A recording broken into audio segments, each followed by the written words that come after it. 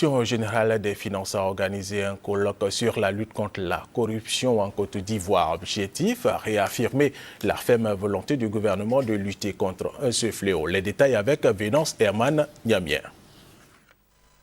Depuis plus d'une décennie, la Côte d'Ivoire fait partie des 50 pays les plus corrompus au monde. Un cancer qui fait perdre plusieurs milliards de francs CFA par an à l'économie ivoirienne, selon le ministre auprès du Premier ministre chargé de l'économie et des finances. Ce phénomène de la corruption nuit à l'image de notre pays et de son administration publique, porte préjudice à la mobilisation efficiente des ressources fiscales et douanières, impacte négativement l'environnement des affaires en décourageant les investissements. Pour lutter contre le mal, une brigade spéciale dite brigade de lutte contre la corruption a vu le jour.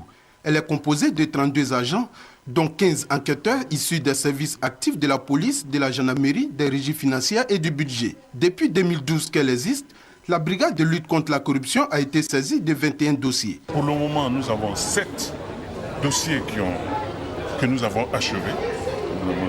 Il y a 8 dossiers qui sont toujours en instruction et il y a 6 dossiers que nous allons engager. Mais c'est une matière qui est très délicate, ça il faut le dire.